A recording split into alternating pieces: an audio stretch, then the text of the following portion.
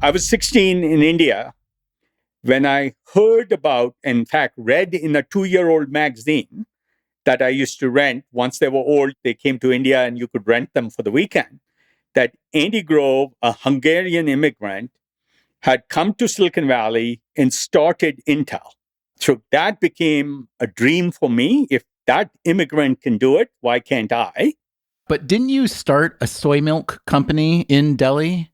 I did try and start a soy milk company. I never got it started. There was never any funding available. There wasn't an entrepreneurial culture there.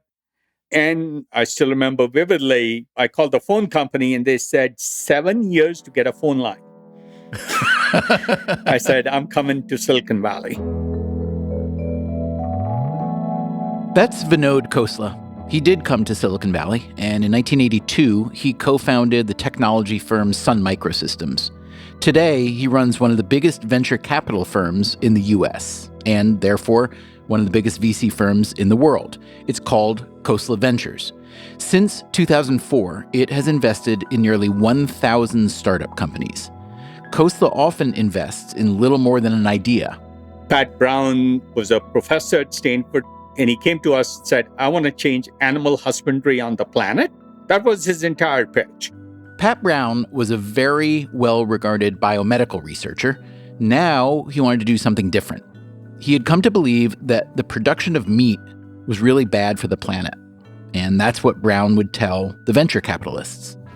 My pitch to them was very naive from a fundraising standpoint.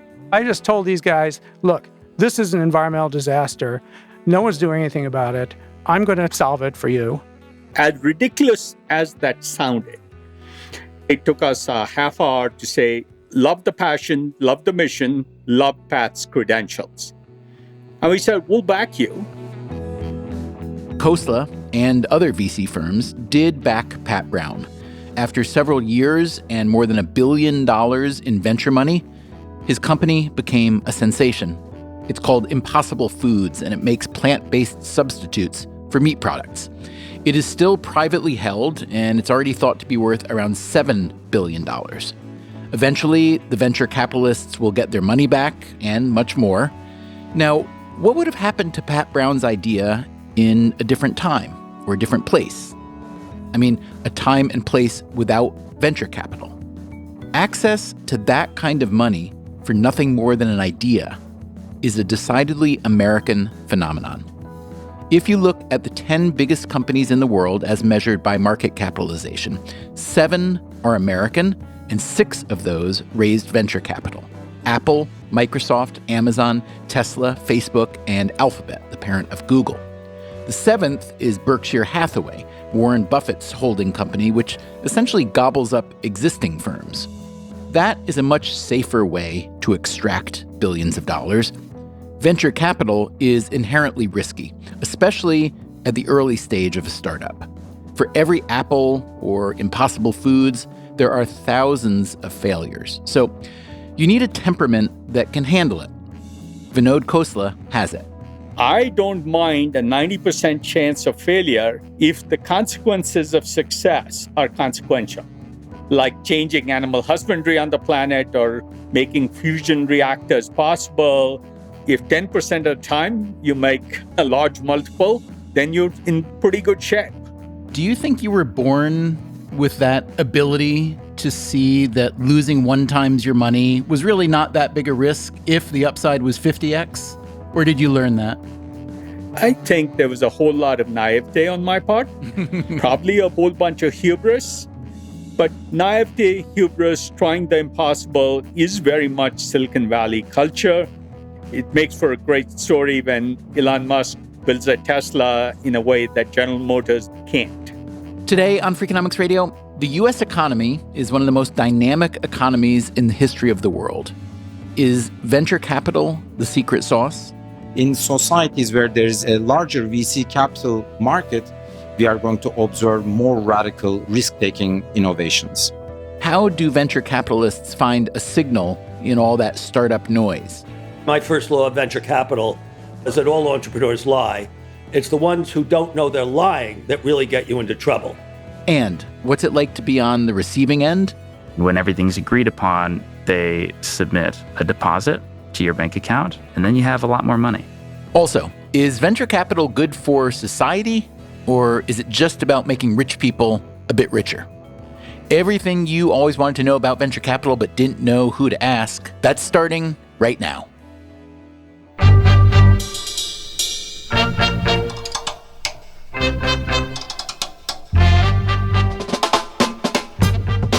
This is Freakonomics Radio, the podcast that explores the hidden side of everything, with your host, Stephen Dubner.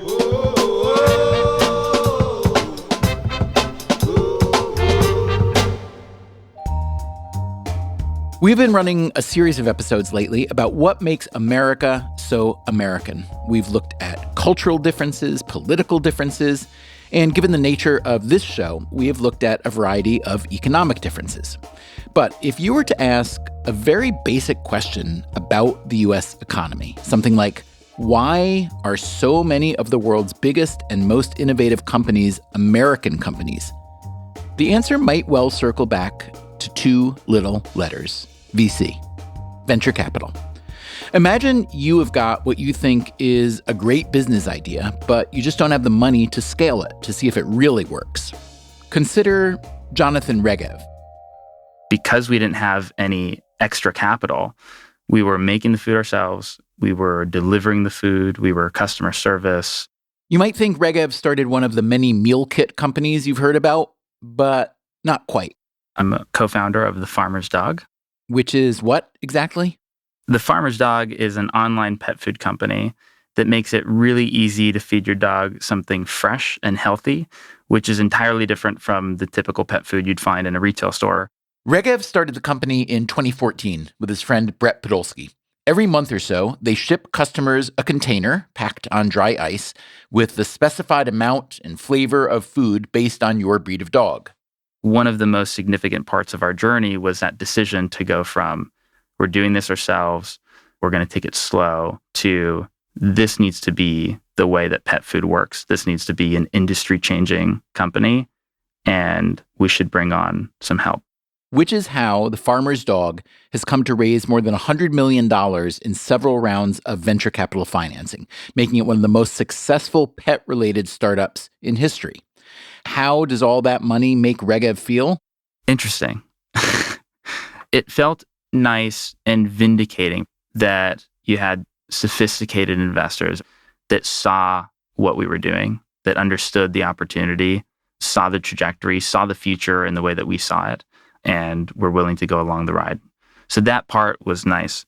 But whenever we raised a round, it's like, okay, you just get this increase in seriousness. Now we have a lot to do. Now, imagine that Regev and Podolsky had the same idea, but didn't have access to venture capital. Where would The Farmer's Dog be today? That is a fun question.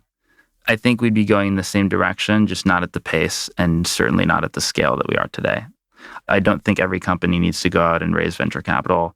The big difference for us is speed. Our quality is something that we wouldn't have been able to achieve so quickly. Obviously, there are a lot of anecdotal evidence showing that venture capital-backed firms are performing very well.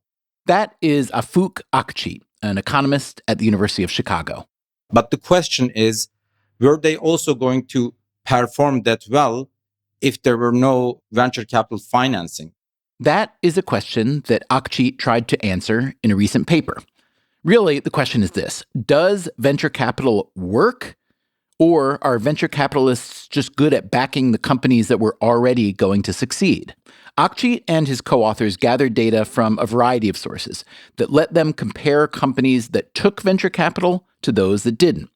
The key was to make sure the two sets of companies were really similar. So they sorted them by location, size, industry, and what VCs like to call year of birth, the date a company started, as if it were a baby. I know, it's a little weird. Anyway, Akçi and his colleagues compared thousands of companies that were similar to each other except for the fact that one batch went the VC route and the other didn't. So, what did their results show? Our results show that indeed VC-funded firms are performing a lot better than non-VC funded firms. The firms that got venture capital did better on several dimensions. For instance, job creation. Average employment increases by approximately 475% by the end of the 10-year horizon for VC-funded firms, whereas growth is much more modest for non-VC-funded control group, about 230%. They also looked at how many patents the firms created, especially high-quality patents as measured by number of citations. Once again, the VC firms did better. We find that up to 60% of the patent growth after the funding can be attributed to the treatment by venture capitalists. So this evidence suggests that venture capital essentially works, that it gives young companies a booster shot that helps them thrive. What's in that booster shot? Money, for starters. 30% of startups fail simply because they run out of cash. Jonathan Regev again. First things first about bringing on an investor is it's mainly for capital, right? That's the main benefit. But venture capitalists also provide counsel. One of the reasons that we were excited to bring on our investors was the notion that they have been around the block. Consider the birth of Microsoft back in the mid-1970s. Bill Gates says when they initially founded the company, they were doing just fine. They didn't need money, but they didn't know what to do with their idea, how to bring their company to the next level. They realized that they needed some adult advice. So that's why they approached a VC firm. They never used that money, but they needed the guidance of venture capitalists. Akçi found that this guidance also matters, and especially experience. He and his colleagues split the VC firms into two groups based on number of past transactions, a high-quality group and a low-quality group. The researchers then looked at patent creation for the startup firms funded by the high and low-quality venture capitalists. What we find is that patent stock grows nearly 50-fold for high-quality group and only by 20-fold for low-quality group. So who are these wizards, these experienced investors who can turn an entrepreneur with just an idea into a billion or even trillion-dollar company? How exactly do these venture capitalists get paid? And where do they get the money to invest?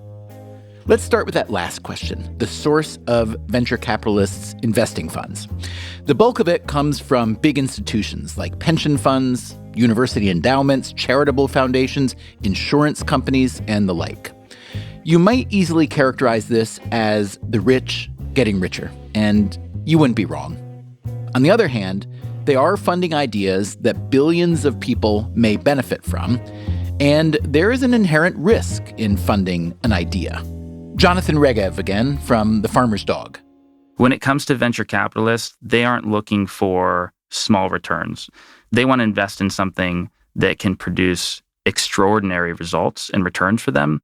Most VC firms cover their operating costs by charging a 2% fee to their investors, those pension funds and endowments. But the big money comes, at least potentially, when the startups they have invested in are either acquired or go public. After the original investors are paid off, the VC firm will typically grab 20% of any profits. This can amount to many millions, perhaps even billions of dollars. That's the happy ending version of the story. The reality is not always so rosy. Out of 21,000 startups funded by venture capital from 2004 to 2014, 65% lost money. Another 25% returned less than 5 times the original investment, which might sound pretty good. But in order to balance out all the losers, VCs need their big winners to return 20 or 30 times the original investment. Only 1 or 2% of startups generate this kind of return, and it takes a while. The typical funding cycle is 7 to 10 years, which is substantially longer than other sources of private funding.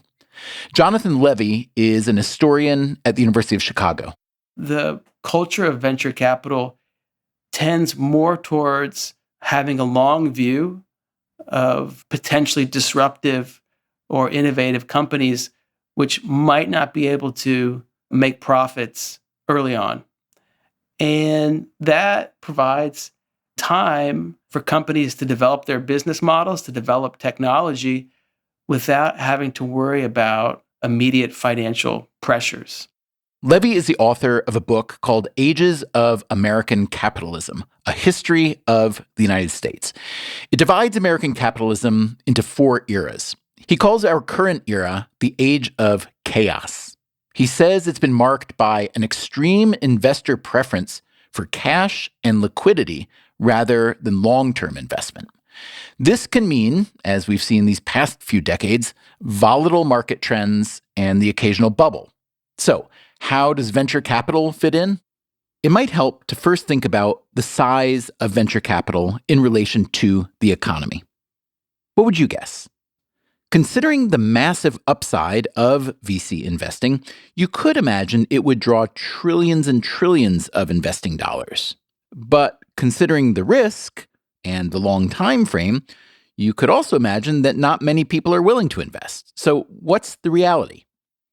The best estimates show that U.S. venture capital firms have about $550 billion under management. The stock markets, meanwhile, the sum total of public equities are worth an estimated $48 trillion. So venture capital accounts for a bit more than 1% of that investment pool, making it rarefied air. It's also concentrated air. The 50 largest VC firms, or about 5% of the market, typically raise about half of all venture funding. So venture capital is not very representative of the U.S. economy, but it does play an outsized role, especially when it comes to innovation. Since innovation and also invention take time, long-term investment is a necessary component of an economy that breeds innovation. What's an example of this kind of innovation? If you look at big tech, venture capital was willing to take a risk and to give those companies time and space to develop without having to worry about short-term profit criteria, the kind of criteria that stock markets, ever since the 1980s, have prioritized. Vinod Khosla again. In the 40 years since I've been in the startup ecosystem, whether on the startup founder side or on the venture capital investing side, I have not found one large innovation that came from institutions of any sort.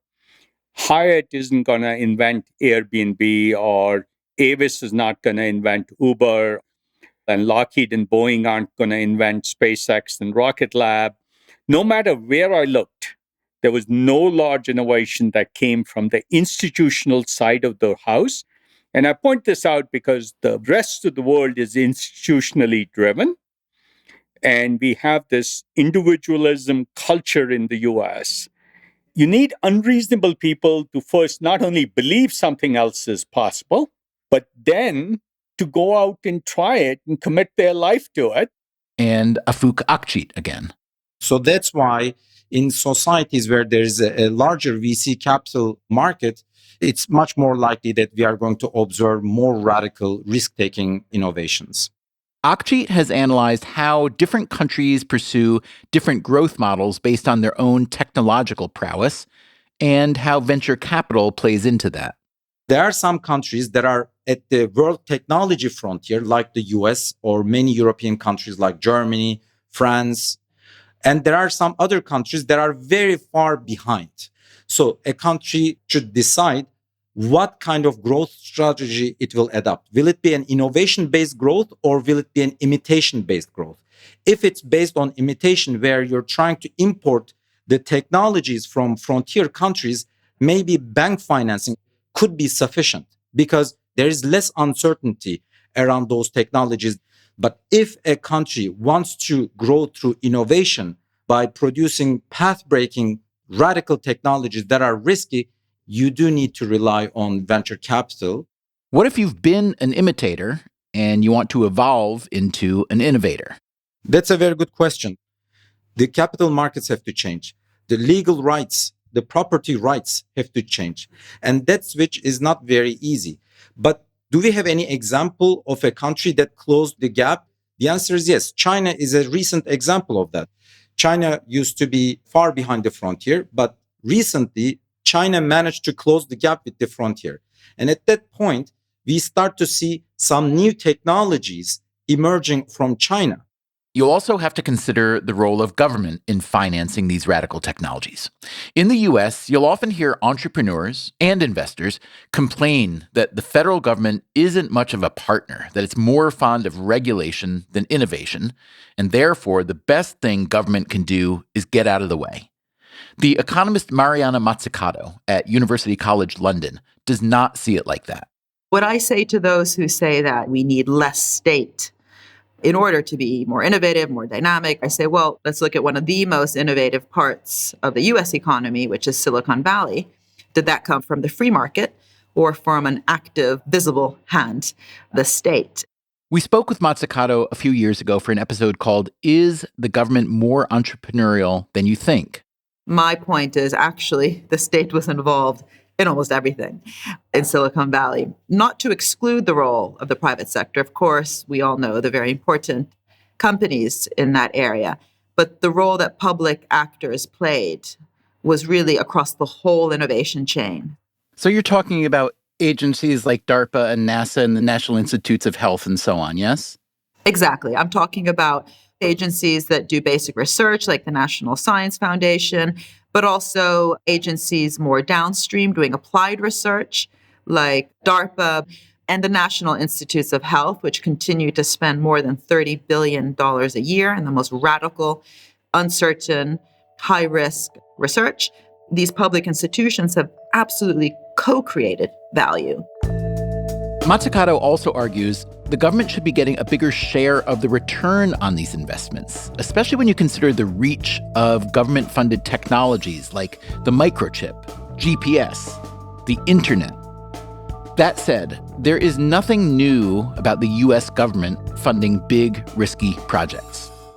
This begins with the canals and railroads of the first industrial revolution, extends through the construction of the electricity grids of the second industrial revolution, and then, of course, goes on to the internet and the computer networks that define economic space today, creating a platform for entrepreneurs and venture capitalists to dance on. That is Bill Janeway. He is a longtime venture capitalist who now teaches at Cambridge University. Like Mazzucato, Janeway points out that startup companies funded by venture capital have the luxury of innovating on top of the platform technologies that were often state-funded. In the 2010s, roughly 30% of U.S. patents could be linked to research funded by the federal government. Back in the 1970s, that number was roughly 10%. But that trend may be slowing or even reversing. Government funding of R&D has been falling from about 1.2% of GDP in the 1970s to just 0.8% now. If this trend continues, venture capital will become even more important as a driver of innovation. Janeway worries this won't be sufficient and that the government needs to show more interest in some key areas. I'm talking about the green revolution that we desperately need in time to respond to climate change. Once upon a time, 15 years ago, a few leading venture capitalists, to me the most noteworthy was Vinod Khosla, tried to promote a green bubble. And there was a little surge of venture capital investing in the mid-2000s. It failed. It failed because government was missing in action. There was no state support for the programs, the projects that would have created the platform, as the Defense Department had done for IT, as the National Institutes of Health had done for biotech. That's what we need now. So it may be that the government doesn't always focus on the most pressing problems, but the same could be said for venture capitalists. In one recent year, there were over 1,500 VC investments in software startups. And how many in renewable energy startups? 47. Afuk Akçit again. Venture capitalists do contribute, but I should also mention that while they are contributing to the innovativeness of the startup they are funding, this does not necessarily mean that this is good for the society. It's highly likely that this is good because they are funding radical technologies, but efficiency is a different question. So this does not mean that venture capitalists are providing the right amount of money into the right sectors. Coming up after the break, venture capitalists are okay with failure, but what's the difference between failure and fraud? And how did an obscure change to pension laws help drive the VC boom in the first place? I'm Stephen Dubner, and this is Freakonomics Radio, which is funded not by venture capital, but by advertising, which sounds like this.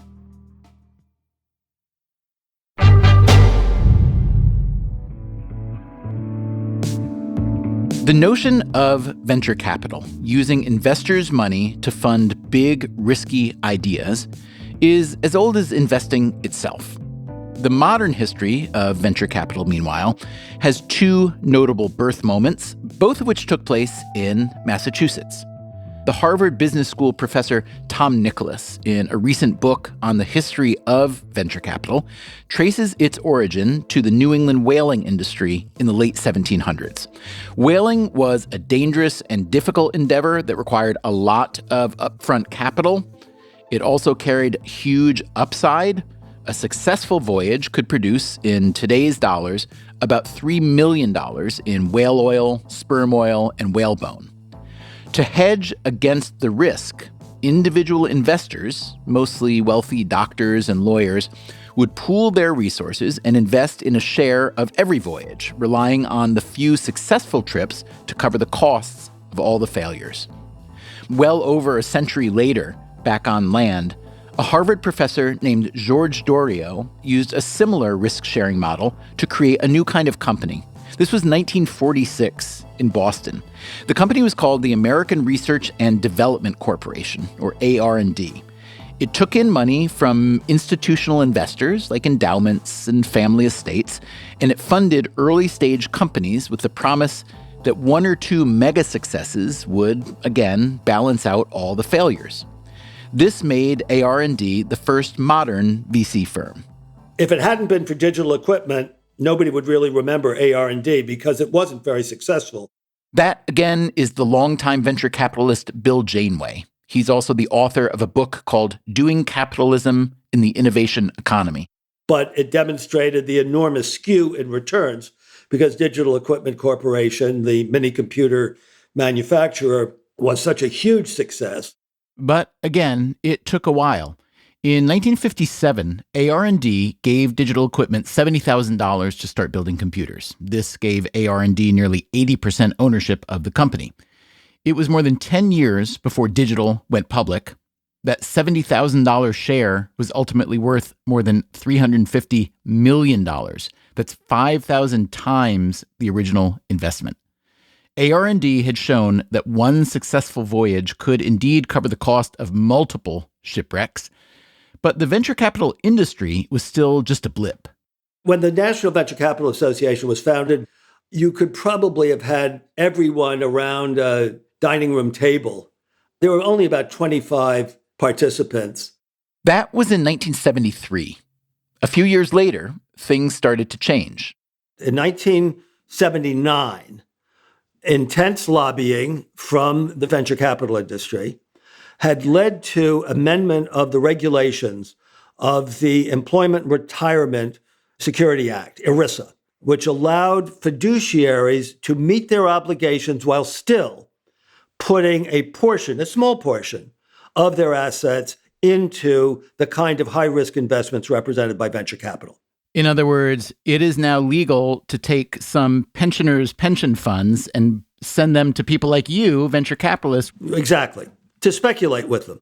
Before 1980, pension regulations included a so-called prudent man rule.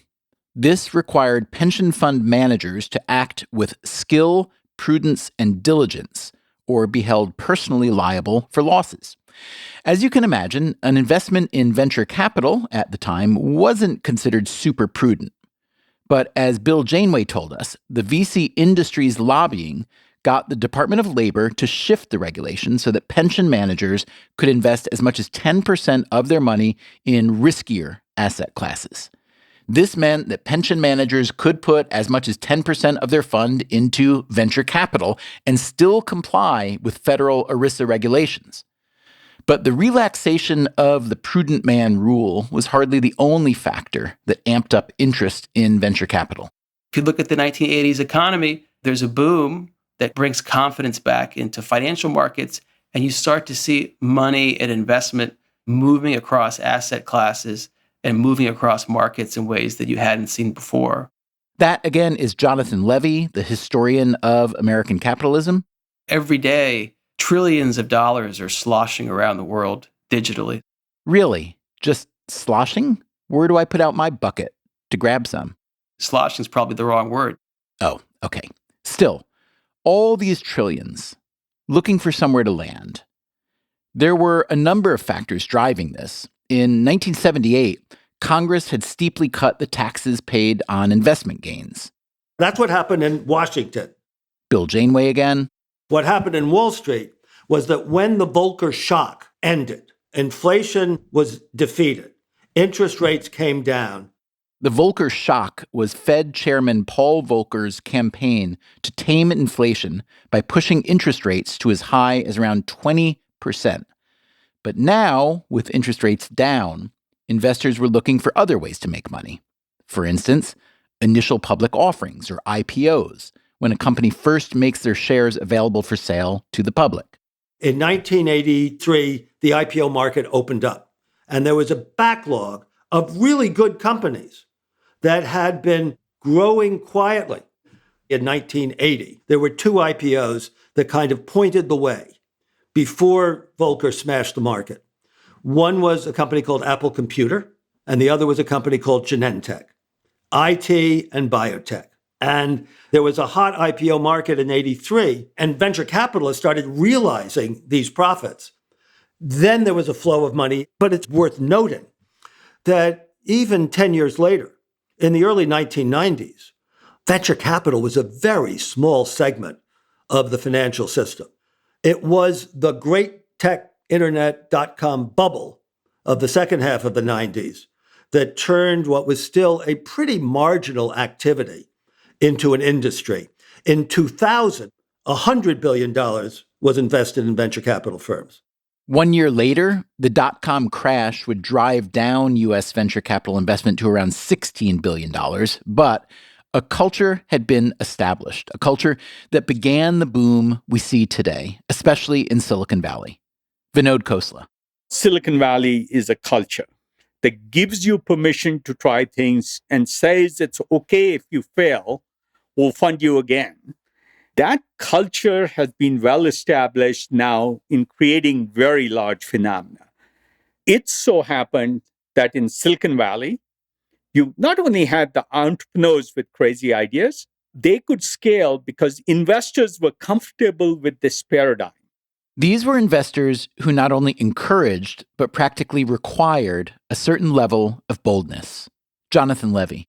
You could never tell VC guys you're going to be profitable in 3 years. I mean, anyone who actually says they're going to be profitable obviously doesn't have a bold enough idea, right? You got to say, we're never going to make any money. That's how radical and crazy our idea is. At the frontier, progress is made by trial and error and error and error. Bill Janeway again. Tolerance of error is essential. An exclusive pursuit of efficiency is the enemy of innovation. That's often why big companies fail. It's what happened to IBM. Where we have been very good in the United States over a long period of time has been in making space for the entrepreneur, whose characteristics are, first of all, enormous energy, which may or may not be well directed, a willingness when reality rejects the vision of going with the vision against the reality. That's why my first law of venture capital is that all entrepreneurs lie. It's the ones who don't know they're lying that really get you into trouble. Every entrepreneur, you're saying, has a reality distortion field similar to Steve Jobs? Or attempts to. Some are more successful at projecting it. Consider Theranos, a health technology company that raised more than $1 billion in private money, some of it from the biggest names in venture capital. Here's CNBC's Jim Cramer. For the last few years, Theranos has been viewed as a revolutionary company. CEO has been heralded as next Steve Jobs. Company's been valued as much as $9 billion. That CEO, Elizabeth Holmes, promised a new method of blood testing that sounded too good to be true. We've made it possible to run comprehensive laboratory tests from a tiny sample or a few drops of blood that could be taken from a finger. But the Theranos story was, in fact, too good to be true. Jim Cramer again. This was in 2015. And just this morning, the Wall Street Journal ran a pretty scathing article about the company, alleging that the company's proprietary testing devices may be inaccurate and basically accusing Theranos of deceptive practices. Holmes and Theranos have been in trouble ever since, with the SEC, with the Centers for Medicare and Medicaid Services, and Holmes is currently on trial for fraud. Jonathan Levy again. Traditionally, in a capitalist economy, we think of the market as disciplining companies that can't prove the worth of their existence by making profits, right? That capital markets have a disciplining effect. Part of the story of venture capital, to me, which is admirable, which is the willingness to take long-term risks in startup companies that are innovative but can't necessarily show profits. At what point does access to capital along those lines continue to prop up companies that don't have a viable business model? If you could wear the turtleneck sweater the right way, talk the talk, walk the walk, you might be able to get access to capital. Historically, venture capital has been a heavily American pursuit. 20 years ago, the U.S. accounted for roughly 80% of global venture capital, with the vast majority in the San Francisco Bay Area, New York, and Boston. So if you're a startup company that's appropriately socially networked in Silicon Valley and have some individuals who went to Stanford, there's abundant access to capital. But you go to the other side of the tracks, not so much. The field is also very, very male. Startups with exclusively female founders took in barely 2% of VC funding in the U.S. in 2020. This was likely one reason that so many investors were so eager to believe in Theranos and Elizabeth Holmes. It's somewhat more diverse on the other side of the table. About 12% of decision makers at VC firms in the U.S. are women, up from just under 6% in 2016. And this change will likely mean more funding for female founders as well, since female investors are much more likely to invest in female founders. An even bigger change is the amount of venture capital activity now outside the U.S. The 80% share from 20 years ago has since dropped to about 50%. Here again is Vinod Khosla. Shanghai has done a very good job in China. China now accounts for roughly 25% of global venture capital, up from less than 5% in the early 2000s. Europe hasn't done well because it is too respectful of institutions. And you need much more disrespect for authority. I find many European startups, if they have a big idea, they get turned into a decent idea as opposed to amplified and say, go for the moon. Khosla himself is definitely the type to go for the moon.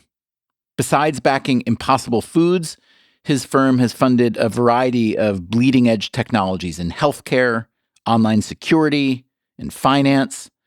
One of his current obsessions is nuclear fusion. While there's a global institutional effort to spend $30 billion over 30 or 40 years, we think we can prove it in 5. His firm is backing a company called Commonwealth Fusion Systems.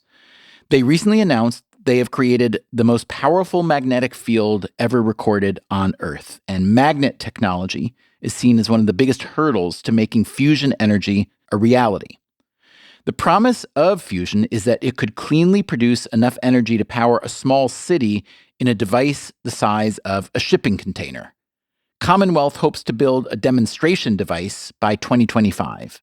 If I said to you, our 15-year goal is to change all animal husbandry on the planet, or build a fusion reactor in 10 years instead of 50, with 1/50th of the resources. You're crazy, I say. You're nuts. You know, society in general depends on 5% of the people doing things at the edges of society where most change happens.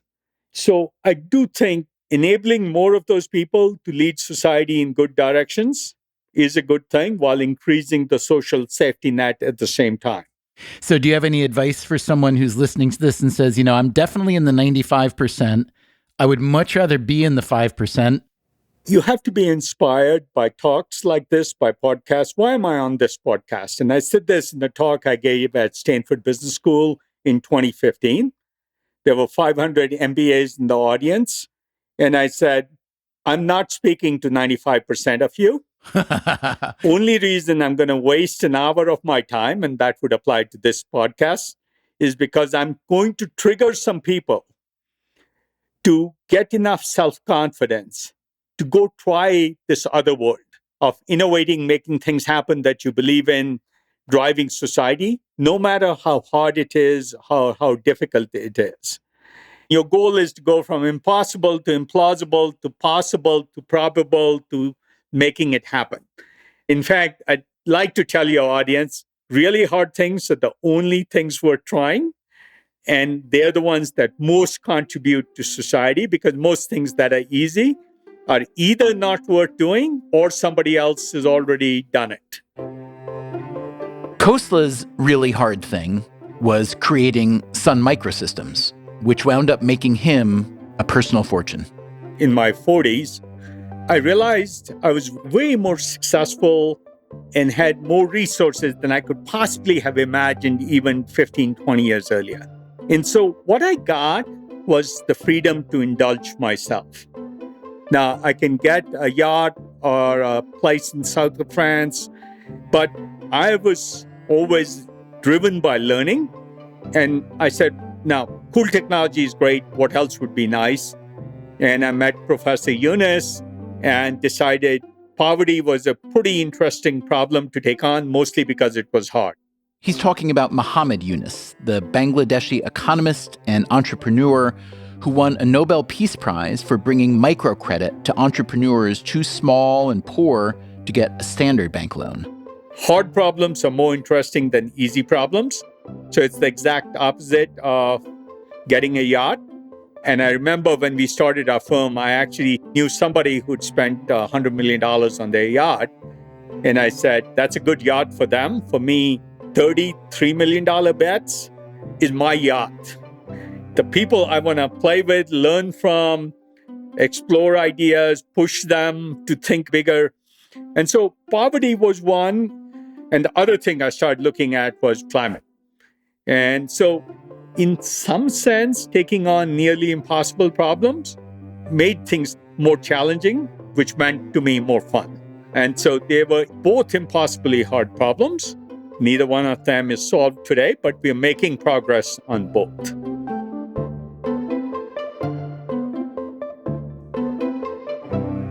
Is venture capital the best vehicle for making progress on hard problems?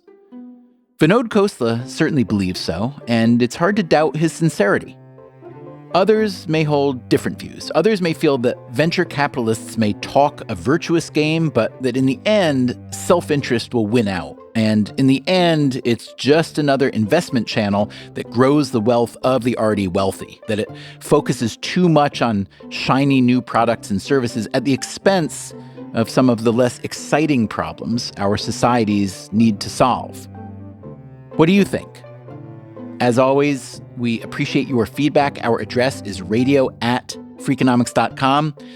Coming up next time on the show, you've heard the saying, there are no shortcuts in life. What if that saying is way wrong? These are shortcuts which get you to your goal, but without having to do a lot of laborious, boring, hard work. That's next time. Until then, take care of yourself, and if you can, someone else too.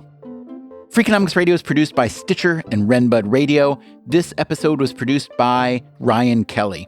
Our staff also includes Allison Craiglow, Greg Rippin, Zach Lipinski, Mary DeDuke, Jasmine Klinger, Eleanor Osborne, Emma Terrell, Lyric Bowditch, and Jacob Clementi. Our theme song is Mr. Fortune by the Hitchhikers. All the other music was composed by Luis Guerra. You can get the entire archive of Freakonomics Radio on any podcast app. If you would like to read a transcript or the show notes, where you can also find the underlying research behind every episode, that's at Freakonomics.com. As always, thanks for listening.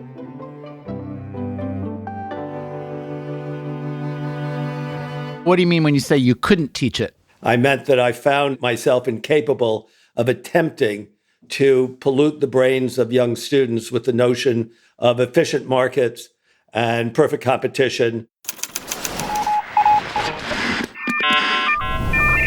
The Freakonomics Radio Network, the hidden side of everything. Stitcher.